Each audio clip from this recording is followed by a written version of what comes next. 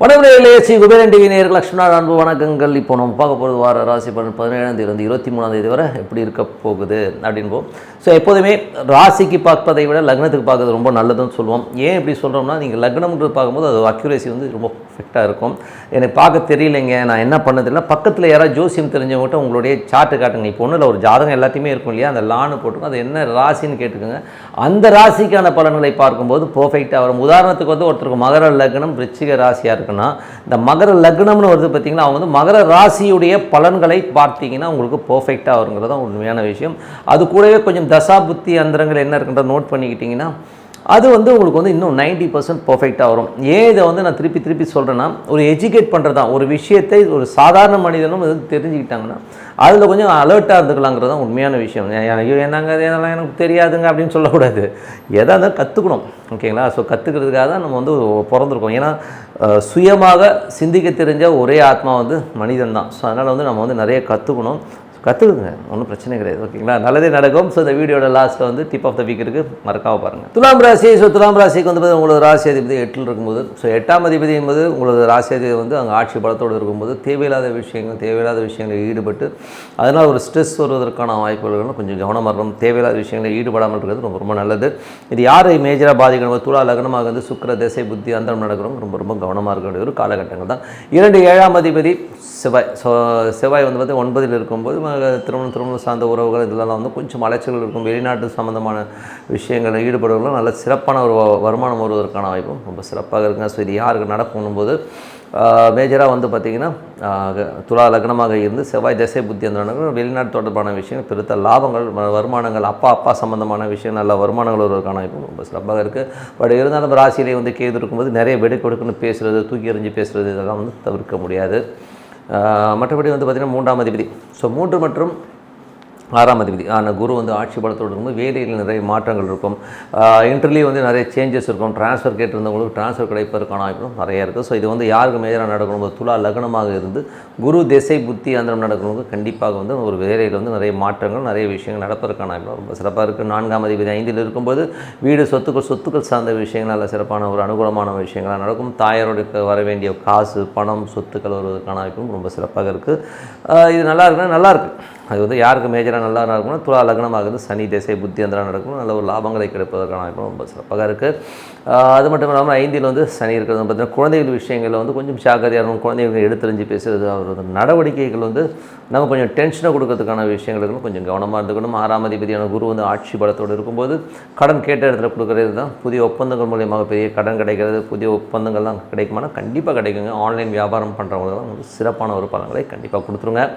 So இது யாருக்கு மேஜராக நடக்கணும் போது துலா லக்னமாக இருந்து குரு திசை புத்தி அந்த நடக்கும் கண்டிப்பாக நடக்குங்க. 7ஆம் அதிபதி. ஸோ 7ஆம் அதிபதியான செவ்வாய். 7ஆம் அதிபதி செவ்வாய் வந்து பார்த்திங்கன்னா உங்களுக்கு 9ல் இருக்கும்போது கணவன் மனைவி நடுவில் வந்து நல்ல உறவு முறைகள் இருந்தாலும் நிறைய கன்ஃபியூஷன்ஸ் இருக்கும். 7ல் வந்து கிட்டத்தட்ட 3 கிரகங்கள் இருக்கும்போது சூரியன், ராகு, புதன். ஸோ இது வந்து நிறைய கன்ஃபியூஷன்ஸை கொடுக்கும். அது முச்சமான சூரியன் ராகுவோடு சேரும்போது தேவையில்லாத ஈகோ கிளாஷஸ் வருவதற்கான வாய்ப்புலாம் ரொம்ப கவனமாக இருக்கும். யாருக்கு இது மேஜராக நடக்கணும் போது அவர் பாதகாதிபதியாகவும் வரும்போது அடிக்கடி சண்டைகள் வருவதற்கான வாய்ப்புகள் நிறைய இருக்குது. கணவன் மனைவிக்கு நடுவில், பார்ட்னர்ஷிப் நடுவில். ஸோ இது யாருக்கு மேஜராக நடக்கணும் போது துலா லக்னமாக இருந்து சூரிய திசை புத்தி அந்தரம் நடக்கிறவங்க, ராகு திசை புத்தி அந்தரம் ரொம்ப காவனமாக இருக்க வேண்டிய ஒரு காலகட்டங்கள் தான். அதே நேரத்தில் வந்து பார்த்திங்கன்னா ஏன்னா வந்து 4 கிரகங்கள் அது ராகுடைய பிடியில் இருக்கும்போது இந்த மாதிரி விஷயங்களை கண்டிப்பாக கொடுத்துருங்க.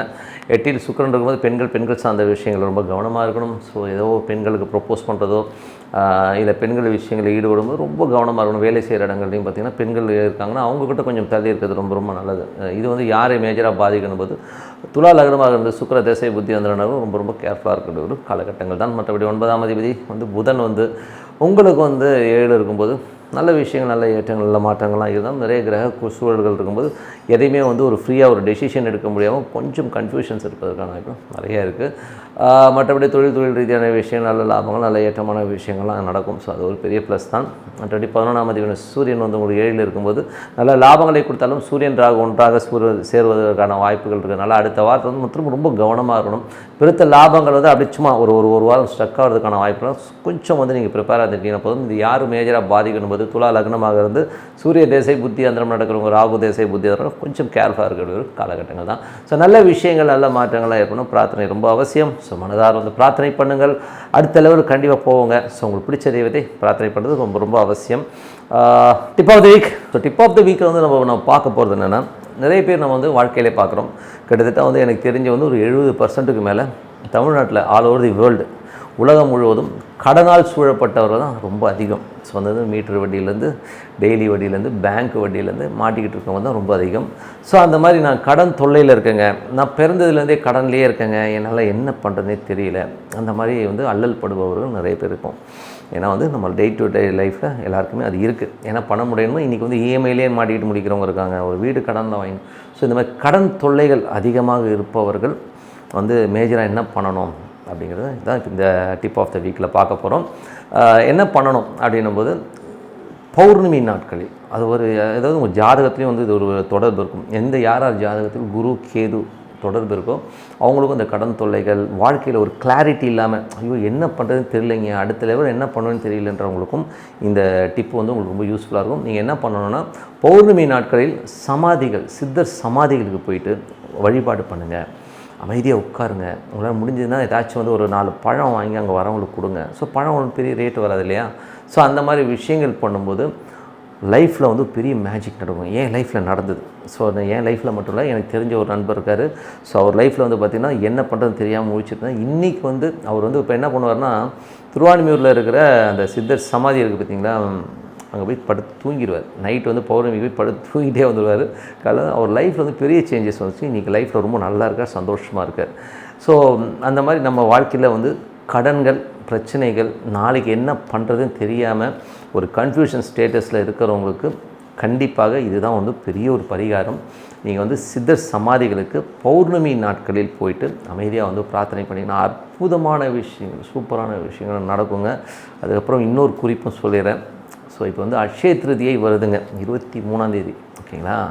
ஸோ இந்த அக்ஷய திருதியை வரதை வந்து நிறைய பேர் வந்து என்னென்னோ அது இதுன்னு சொல்கிறாங்க. அக்ஷய திருதியை அன்றைக்கி என்ன மேஜராக பண்ணணுன்னா, நிறைய கடன்கள் இருக்கவங்க, ஸோ ஏன்னா இது வந்து எல்லாமே நம்ம கடனை பற்றின டாபிக் தான் வந்து. ஸோ கடன் இருக்கவங்க பைரவர், ஸோ பைரவருக்கு வந்து சந்தன காப்பு பண்ணிங்கன்னா கண்டிப்பாக வந்து உங்கள் கடன் பிரச்சனையிலேருந்து கண்டிப்பாக ஒரு நல்ல தீர்வு வரும்.